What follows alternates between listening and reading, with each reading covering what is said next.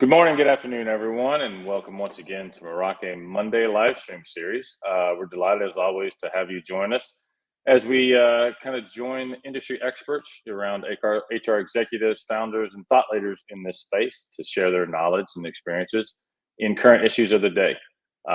Just like those individuals here at Meraki People Solutions, we believe in fostering these insightful conversations that help hopefully inspire and empower community professionals like you and me. I am Kevin Dailey, one of the founders here at Meraki and currently Chief Strategy Officer. I've been fortunate in my career to work with incredible leaders and organizations. And I once again find myself having that opportunity to talk to a very interesting individual today. We have a special guest on us. His name is Alex Seiler. He is a global people leader with over 15 years of experience helping to transform people functions and putting talent first at companies such as WeWork, Blue Shield of California, NBC Universal, Time Inc., and Citi. Most recently, he served as the Chief People Officer at GHG, overseeing the people, workplace experience, and internal communications. Under his leadership there, they recently won the Transform Award for People Activator Employee Experience of the Year. He also acts as a strategic advisor for 3 startups: Change Engine, Kindred Minds, and Win Insurance. Alex is a champion for diversity, equity, inclusion, as well as a mental health advocate, and has been recognized as a thought leader throughout his career. He speaks at numerous conferences, has written and been featured in articles, a book called Hiring by Diversity, and joins various podcasts, including ours today. So let's go ahead and welcome Alex in. Alex Seiler, it is an honor to have you on this show. Thank you for joining us today. We're going to jump right into the conversation, if you don't mind. Yeah. And we'll start by, if you could tell us a little bit more about yourself, beyond obviously what we can find and see there on LinkedIn and other social media profiles. So who is Alex Seiler? So first of all, thank you also, Kevin, for having me. Excited to be here and spending time with you and this audience today. So who am I? So first of all, I would say I've got a very strange accent that people can't pinpoint. So even if you've traveled far and wide, people still are like, we can't quite place it. So I'm half British and half Swiss. And I was born and raised in Hong Kong. And I am approaching my, scary to say, 20-year anniversary in January, living and working in the US. Bulk of that time was in New York, a couple of years in San Francisco, and now the last 4 years in Los Angeles. I think the other thing that is noticeable on my LinkedIn is the fact that I've worked in a number of different industries from a people perspective, but maybe less so clear is the reason why. And part of it is that it's always been part of my strategy to really kind of diversify the industries I worked in and the backgrounds I had, because I never wanted to be pigeonholed as, just being a HR leader in financial services or just being a creative HR leader. So I learned early on, if I wanted to make myself more attractive to different industries, I needed to try different industries, so that was part and parcel of my thinking. I think the other thing is, those are probably the biggest things that maybe aren't so noticed or aren't so clear just from reading my LinkedIn. But I think everything else you already spoke to in the intro is pretty clear. I'm an avid content creator and poster as well. So whatever I think is important or top of mind, I will share. And so I do that regularly. So those are really the things to know about me. Awesome. Appreciate that. And I like the fact that you did put some thought into actually moving from different industries and stuff like that to kind of the well-rounded part of your career, I think is what kind of sets you apart as well. And as we look at that, obviously you'd focused some during the main part of your career as being an in-house operator, but here recently, it seems that you've become more an advisor to several different companies and some of the ones that we mentioned in the tech startups. Can you tell us a little bit more about each one of them and kind of what sparked your interest in, kind of taking an advisory role on with them? Sure. And I know we'll get into this, but honestly, it's something I've always been interested in. Many friends of mine both in the people arena and elsewhere, have done advisory roles before. So I was always curious. That always piqued my interest beforehand. And then basically, really a little over a year ago, I started working with my first startup, advising them, and that's Change Engine. And they're really cool because they really focus on creating, using both technology and services, employee moments that matter. So, and they've evolved to use both delivery automation and communications or comms AI. So I was particularly interested in what they did because of the intersection between marketing and HR, which is like so key today. And I think the lines are a little blurred. And then after that, when insurance came into my life, which has been really exciting, and they're a very novel employee benefit and an offboarding platform built for people first employers. So what struck me as so interesting about them is they're really a modern day, they're kind of a new exciting opportunity outside of a traditional Cobra, which can be really challenging to navigate. And I think particularly in this market where so many people are, dealing with layoffs, people aren't necessarily always thinking about having a great offboarding experience for their employees. And so that's what I get really excited about with when they really protect an employee's ability to pay for health insurance after an involuntary job loss. So, and they've also built a cool tool called Jamie, which works with HR and benefits to help exit employees in a more affordable manner as well. And then last but certainly not least, this year, I was invited or asked to join the advisory board for Kindred Minds, which is really cool because they use AI to develop great managers at every level of organization. So what they try to do is use the AI technology to identify manager performance gaps and provide each manager with like a personalized AI tips. So personalized tips using an AI coach. So, and the cool thing about them is they integrate with things like Slack or Microsoft Teams. So they've been really thoughtful about their approach there. So really the focus for me is continuing to always look at being advisors to companies that I am both personally connected with their mission, but also you need to make sure you have the time to do it, right? So that's how I look at it. It's not like, I've had other advisor opportunities also come my way, and whether it's I didn't have a personal connection or I didn't have time to do it, those are the reasons that I'm not maybe working with certain other companies right now. Oh, excellent. Awesome. So I guess as we look at making the transition and going from kind of in-house operator to being more of an advisor, what are some of the similarities and kind of what are the differences as far as like how the two roles kind of come together? Yeah, I mean, probably not going to be surprising to you, Kevin, particularly in a role as chief strategy officer, is there's a lot of differences versus similarities. I think the key similarity is obviously your people expertise, right? You're using those in both domains. However, particularly in a, when you're in-house, you're really just focused on that company, and that company could be more established and it could be more specific, the type of expertise you're providing, versus yes, in a startup, it could be more wide ranging, but they still want your people expertise. But for example, for When in particular, they really also particularly want to draw on my expertise from a benefits and people ops perspective, right? Because that's the nature of what their product is about. As far as differences, though, there's a lot of differences. And what I love about it, it's really stretched or developed different sort of muscles that I didn't even realize I had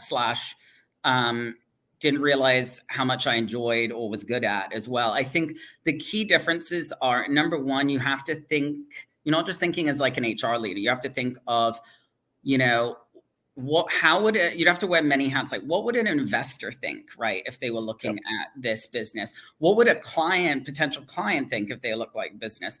What would a potential in-house HR team think of, when they look at this, right? So I think the lens is a lot broader in terms of that. The other thing is a marketing piece, right? Part of your role is also to evangelize and to get their brand out there. I mean, part of, candidly, what's great about our conversation today is more people learn about these startups as well, right? Yeah. And that's, I have that ability to do that, whether it's through, a live stream, a podcast, a conference, whatever it may be. But really, if that's not a muscle you like to flex or you're not comfortable with it, I think there's limitations on how much advisory work you could do, because they are really looking for your network and they're looking for you to get their brand out there as well. Yeah. Depending on the type of advisory work, compensation is very different too, right? Obviously in a in-house role, you're being paid like a, typically base salary, bonus, equity, whatever it is. And, more so as a advisor, you're usually only spending a couple hours, maybe a quarter, really focused on providing product feedback, maybe looking at their go-to-market strategy. And so you get paid more in the form of advisory shares, right? And then I'd say another key difference is, well, the similarities and differences I'd say on this one is they're really looking for your product feedback and help on their go-to-market strategy, which is really looking at their broader business strategy, not just their people strategy.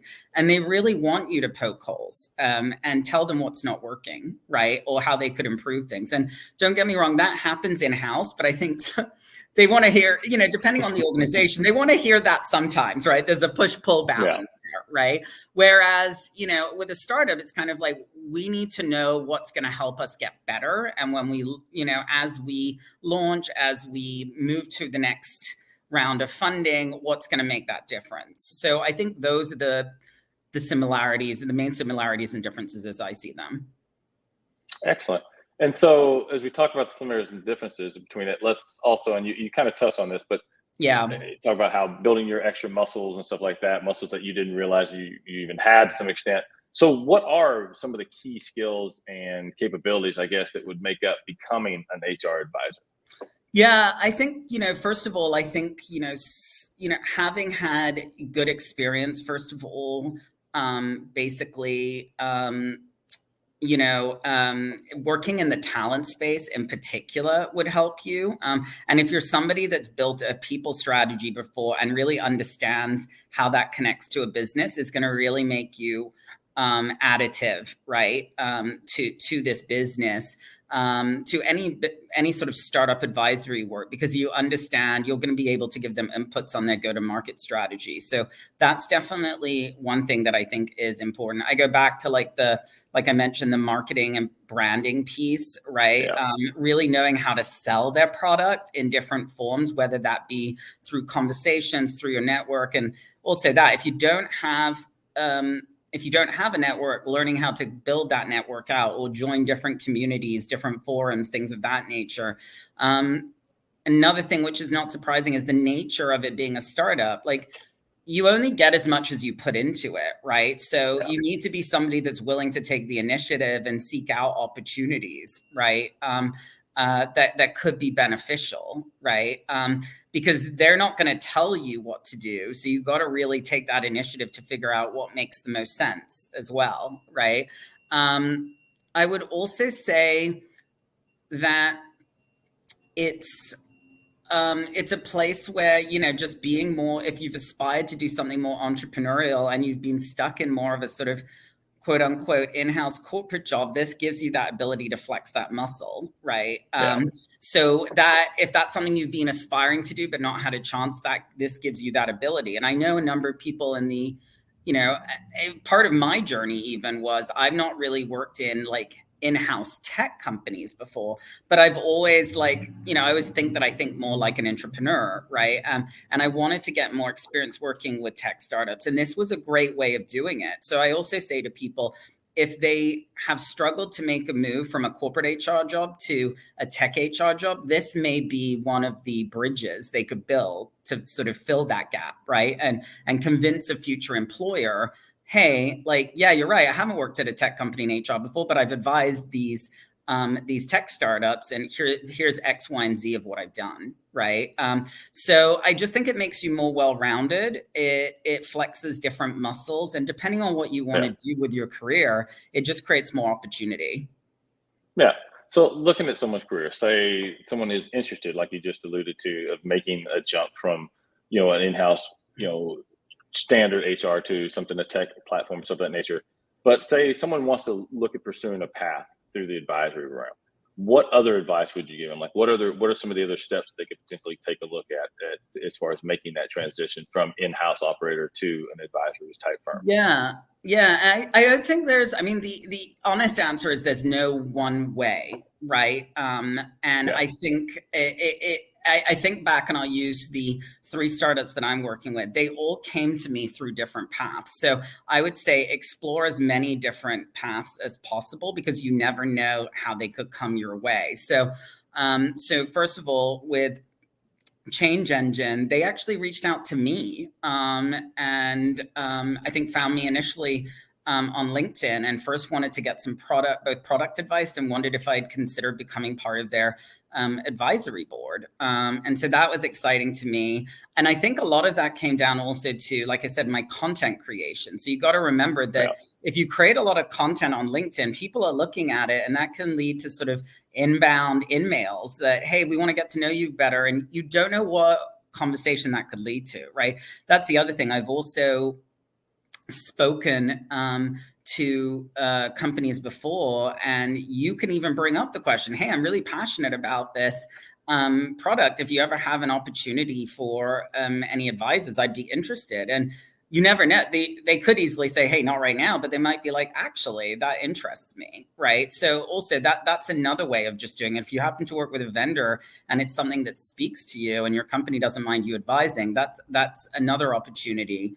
When it came to When Insurance, that came through one of my networks, one of the communities I'm part of. So I'm part of something called Glyn Capital, the Glyn 100, which is a curated list of leaders, different corporate leaders, including HR, within Glyn Capital, right, which is a early stage VC firm. And so I'm really thankful for Kim, who actually works at Glyn, who actually introduced me to the folks at When, because they had actually looked at their product. So again, if you're not out there building your communities and building your network, you could miss out on opportunities, because again, it's word of mouth. When people know what you're looking to do, they'll put your name forward, right? Because good people want to connect good people at the end of the day. And then last but certainly not least was Kindred Minds, which was actually, I met the founder of Kindred Minds at the Transform conference when I was there this year. So obviously my former company, I was there to accept the award on their behalf. And I was also speaking on a panel, and the founder was there and wanted to chat to me. And then through our conversations, asked me if I wanted to join. So again, that was through actually being present at that conference. So they all came through different channels. So I'd say the best way is looking at all your channels, right? Content creation is one thing. Communities is another. Things like conferences is a third. Your friends in your network, if you're talking to people and you just say, this stuff is interesting to me. Because also the other thing is your friends might be getting notes about advisory work as well. And they might be like, oh, this isn't of interest to me, or I don't have the time, but I know so-and-so who would be interested, right? So those are the best ways, frankly, that I've found to get out there. Because at one point I was in that position of, hey, I don't know how this interests me, but I don't know how to get this going. Yeah. So when you were at that kind of point and looking at that, I mean, you talked about your content creation, things of that nature. What's your best advice for someone who's like hasn't done any content, hasn't looked at being like that, doesn't really know how to build their brand? What's the first step? Like what would you tell people to do? Yeah, I think there's different things. I think one, take a look at what other people, obviously not to mimic what they're doing, but just to maybe get some inspiration. Take a look at what other LinkedIn influencers or content creators are doing, particularly if you're interested in the people space, and see what people are talking about. Right. I'd say that's one way of doing it. Because, like, for example, like I follow a lot of people on LinkedIn, and I'm a fan of many people who are now, I can actually say some of them are friends that I met in real life. So I'm very thankful for that. So I'd say that's one way. Another thing I'd say, if it's not something that's natural to you or you're hard, I also would recommend, I know people that have done sort of and this is an option like a personal branding class, right? Like understand, that's something you can do and pay for. I'm sure there's probably even free ones that you can take online now, but what do you want your brand to be, right? Also, it helps you understand how you might come off. How does your brand come off, right? And then also, what does that translate to as far as creating content as well? So those are two things I definitely think you can work on. And also, for me at least, never posting or creating content that you're not passionate about, because it won't really land as much for other people. Like, I only really at this point talk about things that are important to me and speak to me. And I think that's more relatable for people. Yeah, absolutely. And I think it definitely comes across in your delivery when you're talking about those types of things that you have some interest in or have passion about. And it's funny that you should bring up the personal branding. I think that's something that a lot of us have struggled with in our careers. When we get to a certain point is, who exactly do we want to portray ourselves as and be seen as? And I kind of link it back. You brought up, I think it was change engine you were talking about when you talked about kind of the version of recruiting and marketing. And sometimes there's some gray area and some inconsistencies there. And I think from an employment branding, I think that comes up as well. I've seen in our advisory that's some of the things that a lot of companies, especially early stage startups, struggle with. Is really trying to form their identity and figure out, like, who are we? Who do we want to be seen as out there? From that perspective, what's some of the kind of, not only pitfalls that they should avoid, but also some of the maybe steps that they could take to help improve their employment branding, so to speak. Yeah. And you hit a good point. And the other thing is, a lot of these startups they're moving so quickly, right? Because they're trying to work on developing their product. They're trying to get out there. They need to make sure they've got the right level of investment, like all these things that they're not necessarily looking, or they don't have the time to look at the things that maybe a people partner or people advisor would. And so they're relying on you to maybe catch things that they may have missed, right? Because they've got so much going on. So you're right. Like, it's really key. And the brand piece, I mean, Wen's a good example that I highlighted to them, for example. Like, this is really their product is so important, particularly now. I mean, in general, particularly now, because we've seen a lot of companies go through layoffs, and some of it, frankly, some companies have done a really good job at managing it and putting their people first, but others we've read about have not had great experiences. And that puts your brand at reputational risk, right? And what they're doing is trying to help brands say, hey, we can help you with our product and be thoughtful, knowing that, yes, you may have to exit people, but you can do it in the right way. Yeah. Absolutely. Yeah. And we've definitely seen some examples of how not to do things. And hopefully people are taking note of that and keeping it in their back pocket for future reference should they ever fall into the same deal. Well, I'll tell you what, Alex, it has been delightful to have this conversation. I appreciate all your insights and letting us know about all the things that are going on at the 3 different companies you're working at. As far as that goes, what's the best way that people can kind of get a hold of you other than LinkedIn? Is the LinkedIn profile, direct messaging, social media? What's the way we can get a hold of you? LinkedIn is the best, under Alex Seiler. Best way to approach me, and feel free to connect. And if you got any questions and need any help ever on some of the topics we've talked about, just navigating and content creation, happy to answer those. But that's the best place, and you can see the sort of content I create, and hopefully it's helpful as well. Awesome. Well, once again, Alex, we appreciate it. Thank you once again for your time, for joining us today and sharing your expertise. Thank you to the audience for joining us once again on Meraki Monday. We appreciate your engagement and support as always. Remember, so we are off next week. So we will be back in 2 weeks, same time, same place, 12 p.m. Wow, 12 a.m. That'd be a hard one to get to. 12 p.m. Eastern, 9 a.m. Pacific for another episode of Meraki Mondays. Until then, don't forget to check out our webpage and our LinkedIn page as well for any announcements coming up around not only this series, but also other insights that we can provide. And if there's ever anything we can help to answer, please feel free to reach out to us directly. Until then, keep spreading that Meraki magic, and we'll talk to you soon.